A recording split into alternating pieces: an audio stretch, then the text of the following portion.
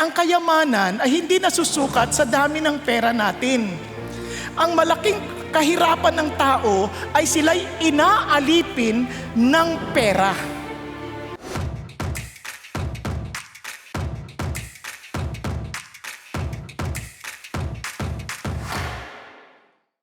We want so much money to the point na nakakalimutan natin maging ang ating mga sarili. At iniisip natin, the more money we have, the wealthier we are. Hindi ho totoo yun. Ang totoo niyan, ang kayamanan ay hindi nasusukat sa dami ng pera natin. Ang malaking kahirapan ng tao ay sila'y inaalipin ng pera. No, ang pera po, pag tinanong sa atin, actually, pinag-iisipan ko to Sabi ko, ano ba talaga? Money, good or evil? Sa totoo lang, oo. Anong oo? Parehas. Bakit parehas? Ang pera ay napakahusay at napakabuting alipin. Pero napakabagsik at napakalupit at napakasamang amo. Nagkakaintindihan tayo. Money is a great slave, but a cruel and evil master. Yan ang isang bagay na dapat nating maintindihan. Kung kaya't ang sabi ng Panginoong Diyos, tingnan po natin sa Mateo. Sabi niya, no one can serve two masters.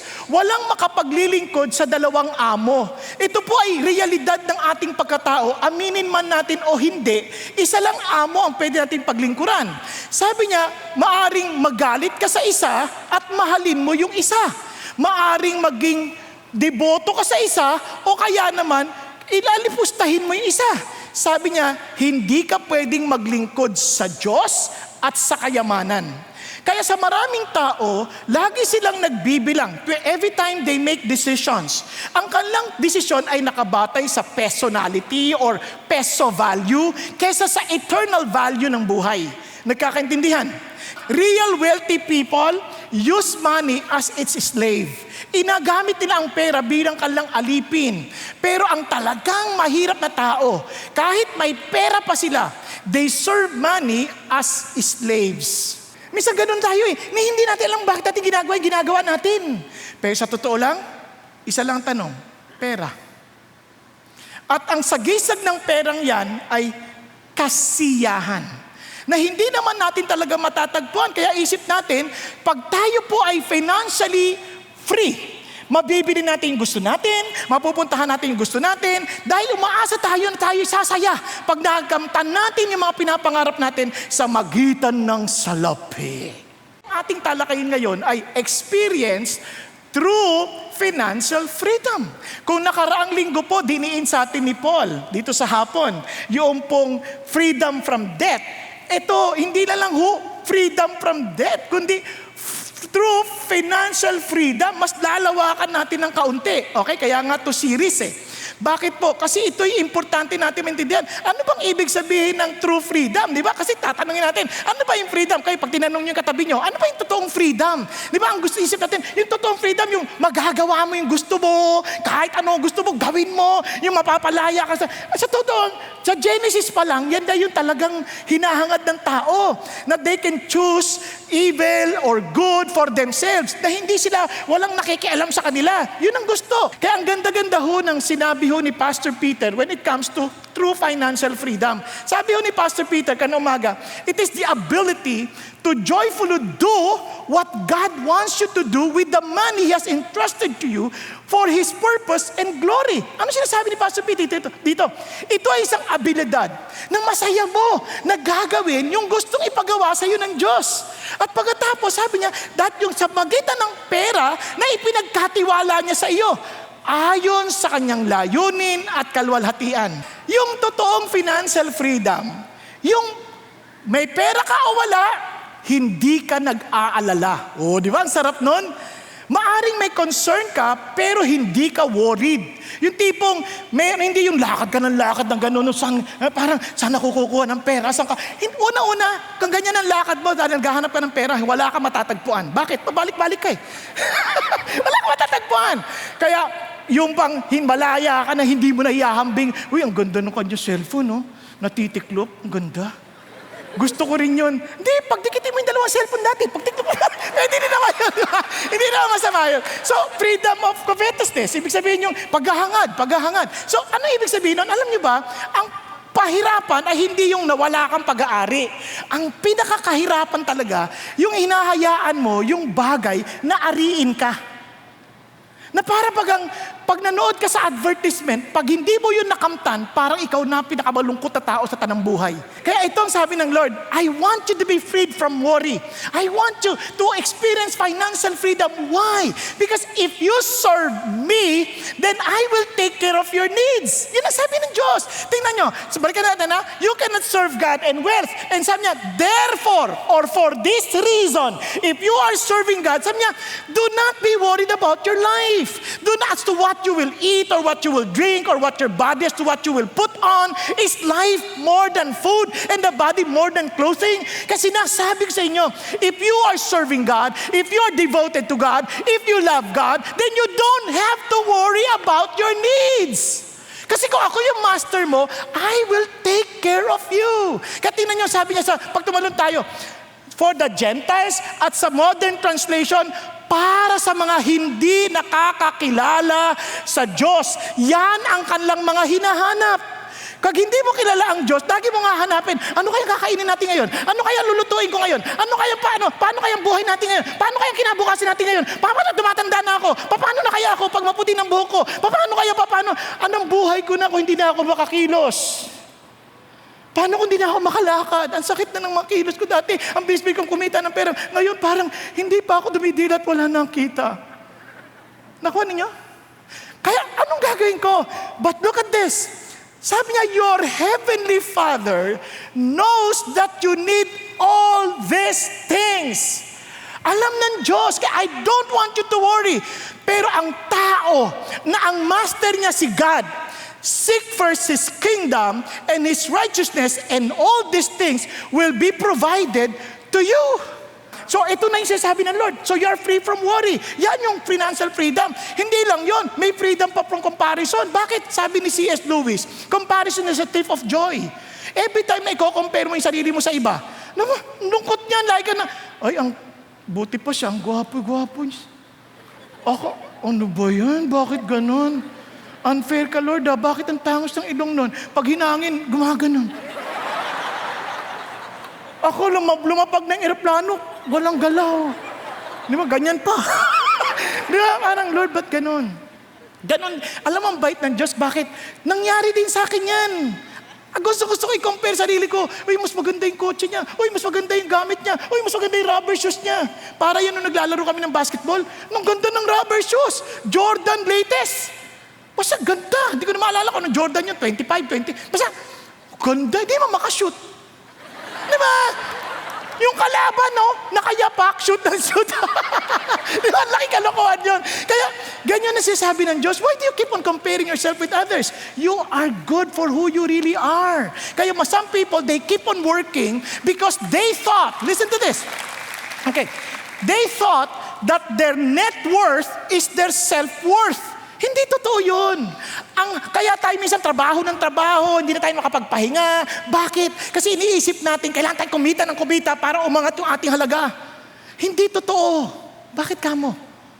Kasi minsan, bata pa lang na narinig natin, wala kang kwenta. Kaya gusto mong patunayan, may kwenta ako. Tama? Hindi mo kailangan patunayan ng halaga mo dahil lahat tayo mahalaga. Now, just imagine now how important you and I are before God and before men. Who created you? God. Walang pwede mag-create sa ng iba. Nagkakaintindihan? So you're so valuable. Sabi niya, gaano kahalagang kang bibili ng Diyos? He died for you. With His priceless blood. And who owns you now? God. Paano masasabing wala kang halaga? Pag tinanong ka, wala ka namang kwentang tao. Excuse me, my God died for me. How can you say that I am worthless? Diba? Kaya noon dati, ganun din, lagi kino-compare. Lord, bakit ang ganda ng ilong niya? Bakit ako? Alam mo sabi ng Lord, you are fearfully and wonderfully made. By whom? By God. Grabe, hindi yung basta ordinaryong gumagawa. God. At sabi ng Lord, you are fearfully and wonderfully made. Kaya sabi ng Bible, look at this, it is futile for you to rise up early to stay up late. Huwag ka na magpakapagod. Bakit? To eat the bread of painful labors. This is how He gives to His beloved. Sabi niya, sleep. Ang sarap. Yung ating Panginoon, mahal na mahal niya tayo, gusto niya tayo makapagpahinga. Hindi yung parang tayong pagod na pagod. There is no financial freedom there. That is slavery. Kaya tayo nagpapakahirap ng ganyan. No, God wants us to be a blessing. God wants us to be blessed. God wants us to rest. God wants us to be free. God is really very much willing to even wants us to become a blessing to others. Kasi sabi ng Bible, he who steals must steal no longer, but rather he must labor, producing with his own hands what is good, so that we will have something to share. Sabi niya, magtrabaho ka para may makain ka. Hindi. Sabi niya, magpakasipag ka para may makakain ka. Hindi. Para may mapapakain sa pamilya mo. Hindi. Upang meron kang maibahagi sa iba. Nagkakaintindihan na nangangailangan. Amazing God. Because you are too valuable, ayaw niya na mabuhay tayo para sa sarili lang natin. Na alipin tayo ng ating kagustuhan. He wants us to be a blessing to other people. That's our blessing from God. Kaya tingnan niyo po, napakagad ng paalala ng Diyos. Kaya we are now free from covetousness. Di ba? Hindi natin kailangan maging sakim. But for the Lord, sabi niya, I want you to be a blessing, because covetous man who is an idolater, obviously he's not serving the master, he's not serving God, has no inheritance in the kingdom of Christ and God. Di ba ang lungkot? Kaya sabi ni Paul, now, kung si God ay hindi natin master, obviously, hindi rin tayo magiging blessed. At akala natin, sinasabi ng Diyos, maging mapagbigay lang tayo. Hindi yun ang idea ng Diyos. Alam nyo bang pwede ka maging mapagbigay pero swapang ka? Ano sabi ng Panginoon? Halimbawa, pag namigay ka sa mahirap, huwag mo na ipaglandakan pa na namigay ka. Tama ba? Ano sabi niya? Kasi sabi niya, mga hipokrito, sabi ganoon, na gustong-gusto na malaman sa lahat na namigay sila. Sabi niya, but when you give to the poor, do not let your left hand know what your right hand is doing. Ganyan ang malaya, at yan ang malayang pagbibigay. Hindi nagbigay ka lamang. Ano ibig sabihin? Hindi alam ng kaliwa ang ginawa ng kanan? Kaya mo ba yun? Kunyari, pag hinawakan mo ba yung katabi mo, hindi niya alam? Imposible. Anong sinasabi niya? Pag namigay ka, hindi mo iniisip na galing sa'yo. Hindi mo sasabihin sa bandang huli, nung nangangailangan sila, ang dali-dali kong tulungan, ngayon ako nangangailangan, walang tumutulong. O di alam ng kaliwa yung ginawa ng kanan mo. Tama ba? Pag namigay ka, hindi mo naisip na nagbigay ka. Dahil we are just instrument of our master. Because we are not slave of money, but we are slave of our God who created the heaven and the earth. Sinong master mo? Are you free? Kaya yun ang tanong sa atin, are you free? Kaya alam niyo po ba itong magandang paalala sa atin? Money could not hold anyone who holds on the greatness of God. Hindi ka mapapanghawakan ng anumang pera o anumang ari-arian sa mundo kung nakahawak ka sa Diyos. Are you following? Hindi, kaya tayo malaya. Kaya nga, napaka-importante na para lalo ma-experience natin yung gantong klase ng laya, na pag tayo ay may mga alalahanin, dadali natin sa Diyos dahil kilala natin na siya ang ating master at magsusumbong tayo sa Kanya. Hindi ko sinasabing wala akong problema. But every time na may problema ako, ano sabi ng Bible? Cast all your cares upon Him, for He cares for you. Kaya sabi ng Panginoon Diyos, do not love money because money do not love you. Love me with all of your heart. Why? Because I love you with all of my kingdom. I am willing to give you the kingdom of God. Are you following? Yan ang ganda ng Panginoong Diyos. Parang He is worthy to be loved. Kasi biruin mo, ang pera, hindi ka naman mahal niyan eh. Hindi niyo ba napansin yun? Maraming tao walang pera. Mabuti pa yung pera may tao. Inaalipin ng pera ang tao. Kaya nilagay niya sa pera. Kaya ginagawan ko ng larawan para maalala nyo, hindi mo ako alipin. Hindi ko latrato yan. Dahil ang aking Diyos ang may-ari ng pera. Malaya ako. Nagkakaintindihan? So anong dapat natin gawin? First, yung tamang pananaw sa Diyos. Kung siya ang master ko, ang tanong, tama ba ang tingin mo sa master mo? Ang Panginoon Diyos ganun. He wants you to be close to Him. Obviously, siya yung amo na very much willing na maging close tayo sa Kanya. Di ba, ang sarap nun? Kaya sabi ng Panginoon Diyos, tinan nyo bakit importanteng makilala natin ng Panginoon Diyos? Because real wealth and power is knowing God. Makilala natin ng Diyos. Hindi yung makilalang alam ko tungkol kay God, kundi kilala ko si God. Yung masasabi mong, si God, hindi nagkukulang yan. Grabe. Ang ibig sabihin, na-experience ko si God. Kaya alam ko, hindi ako magkukulangin ng Diyos. Tingnan natin. Kaya sabi niya, this is eternal life. Ito ang totoong buhay na walang hanggan. Alam niyo kung bakit buhay na walang hanggan? Ito yung klase ng buhay na sobrang ganda na ayaw mo nang matapos. Kung meron ka ng foretaste nito sa buhay mo ngayon, you would want to have God and you would want to be with Him in eternity. Parang ngayon pa lang, sobrang enjoy na ako. Paano pa ako hindi gustong mapunta sa eternity? Pero kung hindi ka nag-enjoy sa Diyos ngayon, hindi mo naaasahan ang langit. Are you still there? Tingnan nyo naman, kaya this is eternal life, that they may know, that you may know experientially God, that you may know the reality that our Jesus is alive, that you may experience God in your work, that you may experience God in your studies, that you may experience God because you know God and you can trust Him moment by moment and you can run to Him anytime you need something. Kaya sabi niya, store up your treasure in heaven. Paano ka makakahingi kung wala ka namang ipon? Hello? Kaya sinasabi ng Lord, napakabuti niya. Kaya God wants us to be freed from the love of money. As I've said, for money do not love us. Ito pang napakaganda. To overcome its power, to master us, we need to know what needs to give us freedom. Ano, alam niyo kung ano? Knowledge of God. Tingnan sabi niya, thus says the Lord, let not a wise man boast of his wisdom. Let not the mighty man boast of his might. And let not a rich man boast of his riches. Huwag mo ipagmalaki yung lakas mo. Huwag mo paglalaki yung yaman mo. Huwag mo pagmalaki galing mo. Ano sabi niya? But let him who boast of this, that he understands and knows me, that I am the Lord who exercises loving kindness, justice, righteousness on earth, for I delight in these things, says the Lord. Sarap, no? Kung sakali, pag kinausap niyo anak niyo, anak, nakita mo yung kotse niyan? Galing ko no? Sipag ko kasi. Nag-aral ako na mabuti when I was young. Hindi yung anak, pinagkatiwala ng Diyos sa atin yan. Tinulungan niya ako mag-aral ng mabuti kasi pinagtiwala sa akin ng Diyos. Kaya pinagtiwalaan niya ako para magamit ko yan para sa kanyang layunin. Magkaiba, naintindihan? Nakikita niyo ba mga bahay, itong bahay natin, anak? Dahil nagsipag ako, nagkayod ako, nagtrabaho ko ng mabuti. Hindi. Anak, yung bahay na yan, pinagkatiwala sa atin ng Diyos yan. Salamat sa Panginoon sa pagtitiwala.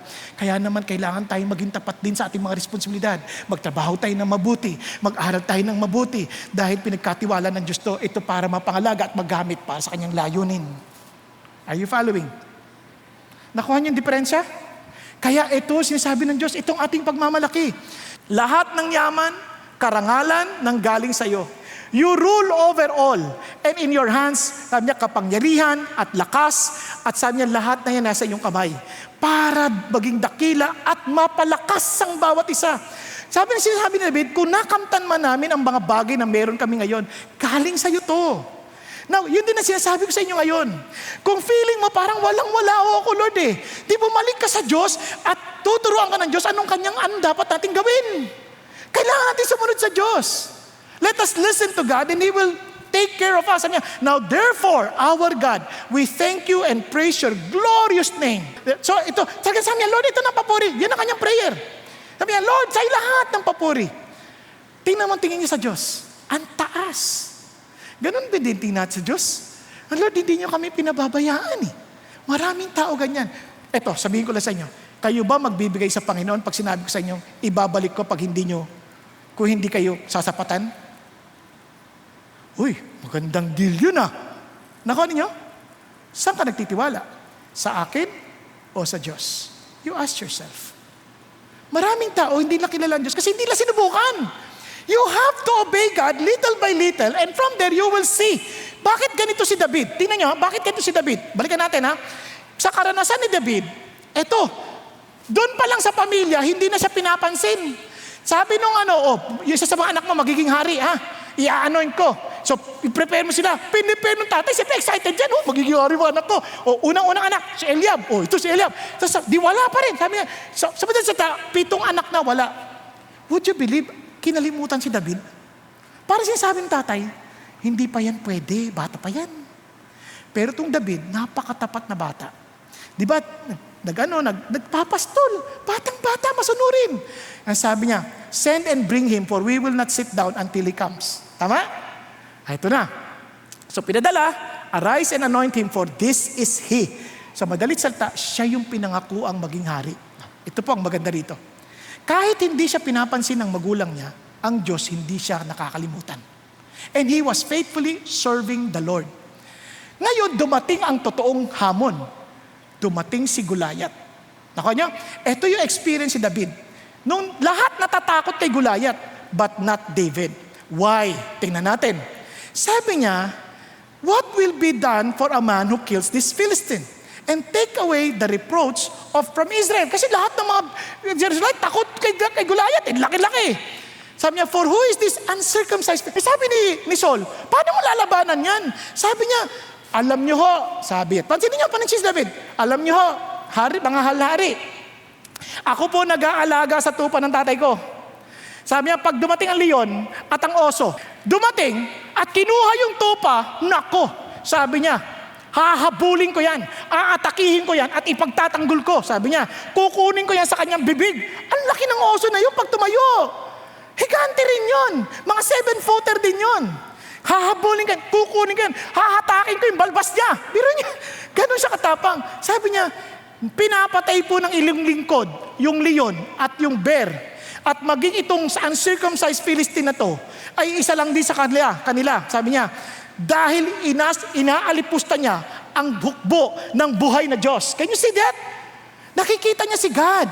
Ang sabi niya, the Lord who delivered me from the paw of the lion and from the paw of the bear, He will deliver me from the hand of this Philistine. And Saul said, go and may the Lord be with you. Mga estudyante, kung ngayon pa lang makikita nyo si God, sabi ng Lord, huwag kang mangopya and hihingi ka sa Panginoon, Lord, tulungan mo ang pamasa dito na hindi ako mandadaya. Kung ngayon pa lang makikita mo yung kamay ng Diyos, pagdating mo sa pagtatrabaho, kaya mo rin mapakikita na ang Diyos ay buhay sa iyo. Are you following? Yung iba sa atin, masarili tayong maraan, ayaw natin makinig sa Diyos. And I saw that. Nung nag-aaral ako, because I believe in God, hindi ako nandaya, and my God remains faithful today. I can trust God with the small things. I can trust God with the big things dahil naranasan ko eh. Naranasan ko yung leon. Naranasan ko yung oso. Kaya yung Goliath na yan, kung meron ka mang Goliath na problema, ano mang Goliath mong problema? May cancer ka? Goliath cancer? Meron kang Goliath utang? Meron kang Goliath? Ano mang Goliath na yan? Iharap mo sa Diyos. Kung naiinsulto ang Diyos dahil sa Goliath na yan, na dahil sa cancer na, wala na akong pag-asa, ayoko nang mabuhay dahil cancer. Ano ka ba? You can still serve God with that cancer and may God heal you. Are you following? Diba? Ang laki ng utang ko. Then you serve God and you pay your debts. Believe that God is able to help you. But follow Him. Don't make your own ways. Follow Him. Kaya, pupunta ako sa ibang bansa. At the expense of your family, come on, trust God. And our God is able to feed even your family if you trust Him. Yun ang ating Diyos. Kaya maraming tao, hindi sila makapagtiwala sa Diyos kasi ayaw nilang subukan ng Diyos. Kaya sabi ng Panginoon Diyos, hindi lang yung view ng Diyos, kundi yung view of ourselves. Itong isang magandang bagay. The more we see the greatness of God, the more we see how little we are. At dahil doon, lalong gumagaan ang buhay natin, hindi na natin kailangan mag-focus sa sarili. Alam niyo bakit tayo nagwo-worry? Lagi tayo nakatingin sa sarili. Hello? Tinitingnan natin, uy, may linya na ako. Hala, dami na. Hala, yung leg ko, dami ng linya. Huwag mo na intindihin yan. Bakit? Tingnan niyo si David. Sabi niya, who am I? Sino ba ako? And who are my people that we should be able to offer as generously as this? Para, pero mo nakapagbigay kami ito, hindi naman to, sabi niya, for all things come from you, and from your hand, we have given to you. Ano siya sabi niya? Lord, wala naman kami pag-aari. Para magbigay kami sa inyo, nakikita namin na nagre-respond lang kami sa kadakilaan mo. Dahil dakila ka, we give what you deserve. Tama? Nagkakadinihan? Now, ito pang amazing. Tanya, since God owns everything, listen to this, we cannot give anything. We can only respond to Him who owns all things. Now, tuloy tayo. For we are strangers before you and temporary residents. Lord, pansamantala lang kami rito, as all our fathers were. Our days on the earth are like a shadow. Diba, parang anino lang. Diba, pag anino, dumaan lang eh. Kasi pag nalagpasan mo na yung araw, nakatapat mo, wala na yung anino. Ganun lang ang buhay natin. And there is no hope. Kawawa ho kami kung sa totoo lang. Wala naman kaming pag-asa. Parang buhay namin para lang isang hininga. Isang dangkal lang. Pero, Panginoon, binigyan niyo pa rin kami ng kaparatang makapaglingkod sa inyo habang nasa lupa. Alam niyo, ganyan ang puso ni David. Kaya sabi ni David niyo, Lord, let me know my end. Para magkaroon tayo ng tamang perspektibo sa buhay, na sobra tayo nagpapatayo ng maraming malalaking palasyo, hindi ka naman mag-stay dito forever. Pakisabi mo sa katabi mo, hindi ka forever sa lupa. Mag-aamoy lupa ka pa rin. Di ba? Hindi ka forever. Sabi niya, let me know how transient I am, Lord. Maikli lang ako eh. Sandali lang ako.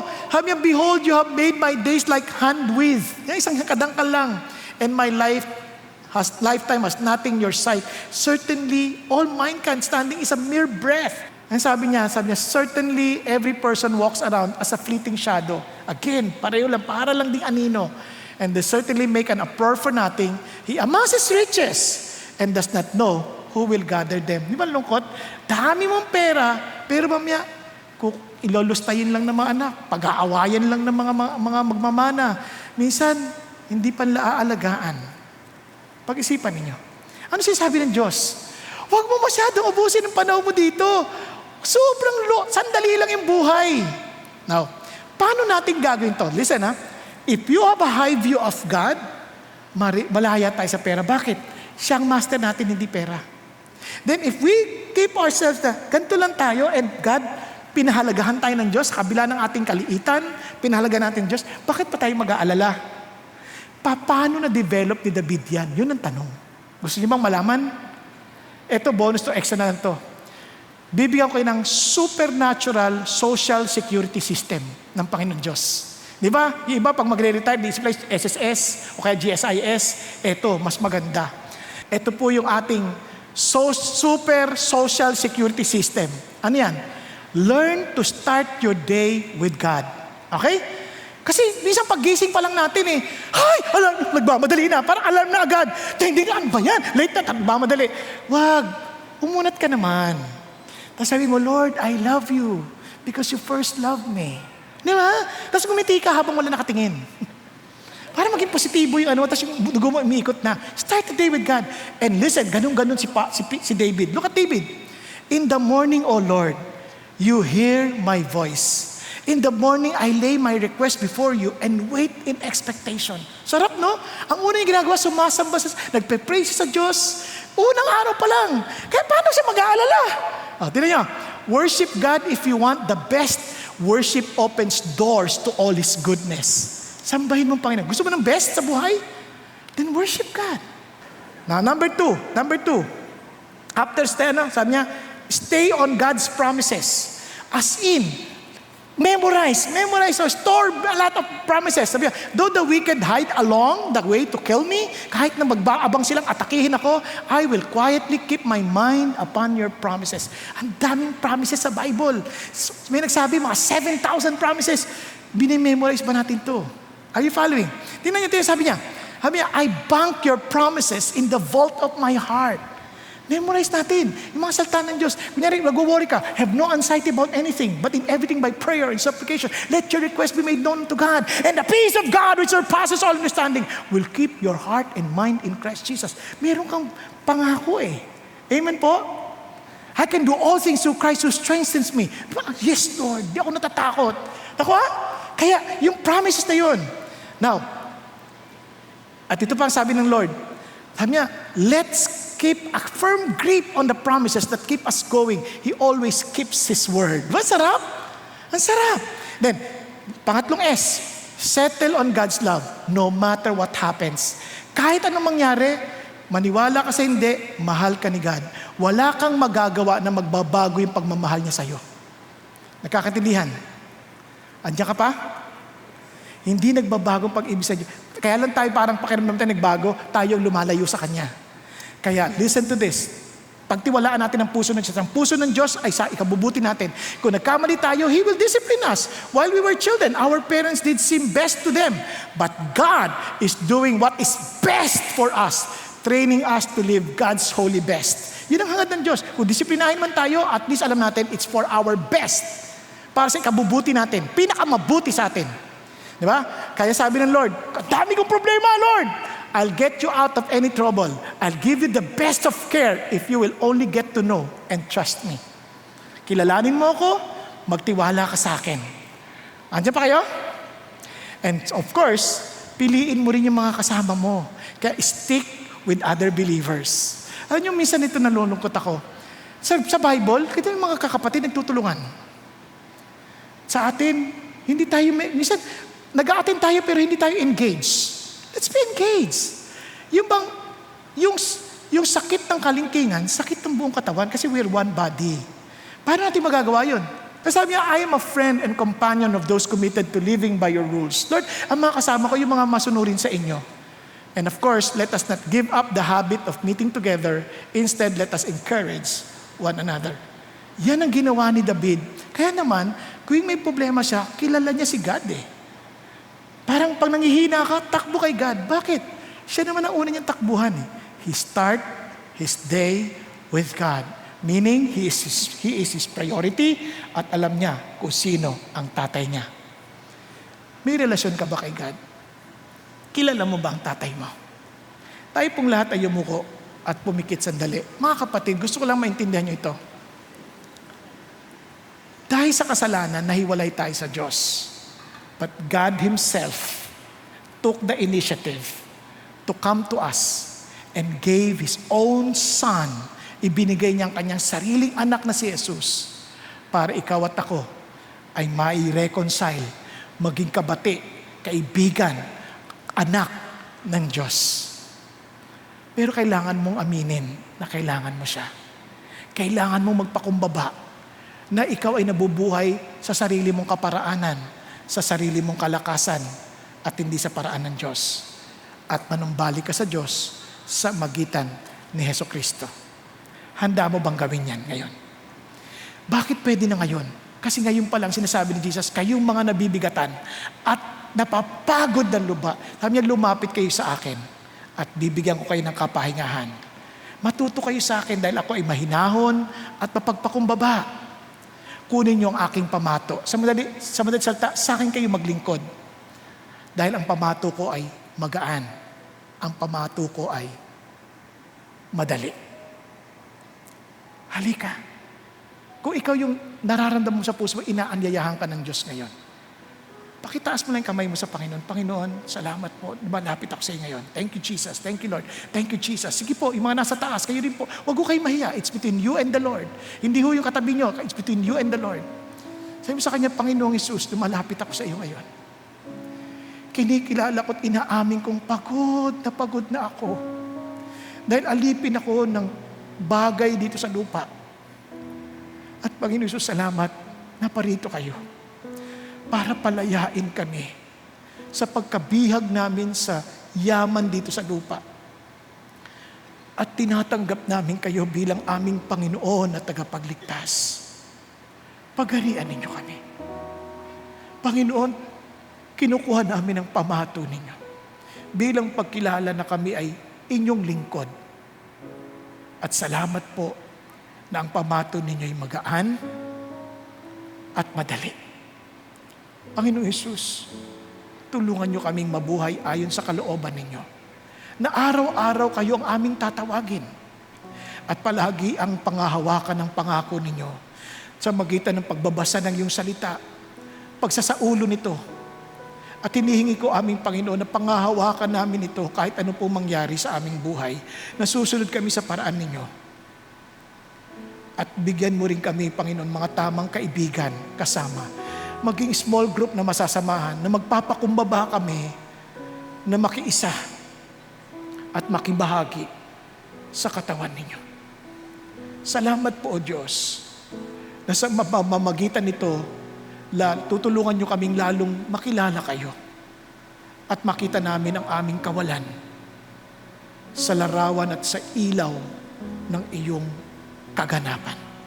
Salamat po, Panginoong Hesus, na kayo ang buhay na Diyos at sa iyo kami nagtitiwala. Salamat din sa pangakong banal na Espiritu na pinagkakalob ninyo sa lahat na nagtitiwala sa inyo. Kahit Panginoon, igawad dito sa mga nakataas ng kamay dahil alam namin, Panginoon, na kayo ang Diyos na nakikinig sa aming panalangin.